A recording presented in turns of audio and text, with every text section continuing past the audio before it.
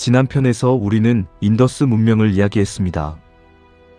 계획도시와 하수도, 그리고 아직 풀리지 않은 수수께끼.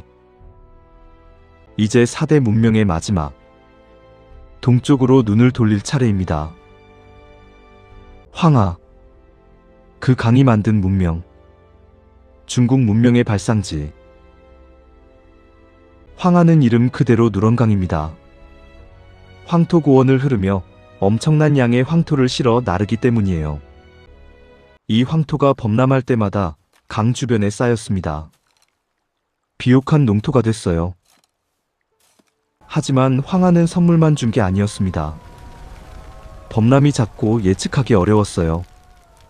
중국의 슬픔이라고도 불렸죠. 그래서 황하를 다스리는 것이 곧 중국을 다스리는 것이었습니다.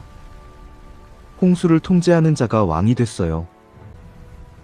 오늘은 4대 문명의 마지막, 황하 문명, 그리고 훗날 중국 문명 전체의 뿌리가 된 이야기입니다. 황하 문명의 역사는 전설에서 시작됩니다. 사망오제라고 불리는 신화적 제왕들. 그중 황제 헌원은 문자, 수레, 배, 의복을 발명했다고 전해집니다. 전설이지만 문명의 시작을 상징하는 이야기입니다. 상나라 이전에 하나라가 있었다는 기록이 있습니다. 우임금이 세운 최초의 세습 왕조. 하지만 아직 고고학적으로 완전히 증명되지는 않았어요. 전설 중에 특히 중요한 인물이 있습니다. 우임금입니다. 황하의 홍수를 다스린 영웅.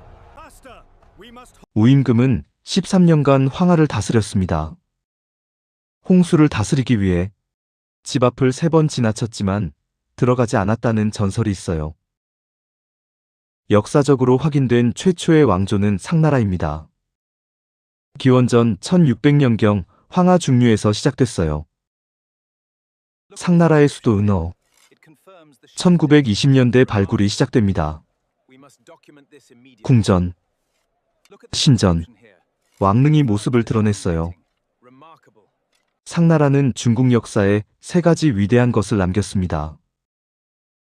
갑골문자, 청동기, 그리고 조상을 기리고 예를 다하는 문화, 조상공경 문화. 갑골문자는 세계에서 가장 오래된 한자의 원형입니다. 거북이 등딱지나 소의 어깨뼈에 새긴 이 문자들은 원래 점을 치기 위해 사용됐습니다. 왕이 신하들에게 물었습니다. 이번 전쟁에서 이길 수 있을까? 비가 올까? 수확이 좋을까? 그러면 점쟁이가 이 문자를 사용했습니다. 점쟁이가 뼈에 불을 쬐면 금이 같고 그 금의 모양으로 신의 뜻을 해석하고 결과를 뼈에 새겼어요. 이 갑골들이 땅속에 묻혔다가 1899년에 발견됐습니다.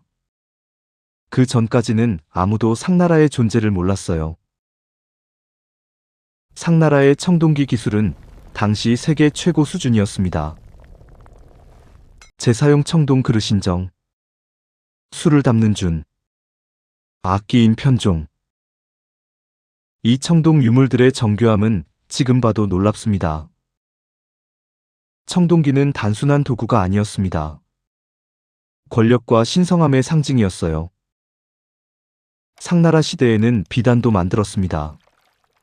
누에고치에서 실을 뽑아 짠 비단은 훗날 실크로드의 주역이 됩니다. 그리고 조상 공경 문화. 상나라 사람들은 죽은 조상이 살아있는 사람들의 삶에 영향을 미친다고 믿었습니다. 갑골점도, 청동제사도 모두 조상의 뜻을 묻고 보고하는 의식이었어요. 이 조상 공경 문화는 지금도 중국과 동아시아 전역에 살아있습니다. 상나라 다음엔 주나라가 들어섰습니다. 주나라는 봉건제도를 통해 중국 전역을 통치했어요. 주나라 왕이 제후들에게 땅을 나눠주고 제후들은 충성과 군사력을 바쳤습니다. 유럽의 중세봉건제도와 놀랍도록 비슷한 구조였어요. 그리고 주나라 후반, 춘추 전국 시대의 공자, 노자, 손자가 등장합니다. 황하 유역에서 생겨난 유교, 도교, 병법. 이것들이 훗날 동아시아 문명 전체의 사상적 기반이 됩니다. 그리고 기원전 221년 진시황이 전국을 통일하면서 최초의 중국 제국이 탄생합니다. 진시황은 문자를 통일하고 도량형을 통일하고 만리장성 건설을 시작했습니다. 만리장성은 엄청난 인적 대가를 치렀습니다. 수십만 명의 노동자가 동원됐고 그중 많은 이가 공사 중에 목숨을 잃었어요. 진시황은 죽어서도 권력을 유지하려 했습니다. 그의 무덤 옆에는 8,000개가 넘는 병사 조각상이 묻혔어요. 병마용입니다. 황하 문명에서 시작된 한자는 지금도 수십억 명이 사용합니다. 3,500년을 이어온 문자입니다. 4개의 강, 4개의 문명. 티그리스와 유프라테스, 나일, 인더스, 그리고 황하.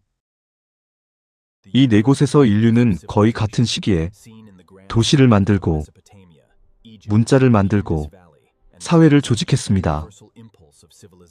각각은 달랐지만 모두 같은 방향을 향하고 있었습니다. 더 많은 사람이 더 잘 살 수 있도록. 다음 편에는 이 문명들이 인류에게 남긴 2가지 위대한 발명을 이야기합니다. 문자와 바퀴. 생각을 시간 너머로, 물건을 공간 너머로. 그 이야기가 다음 편에서 시작됩니다.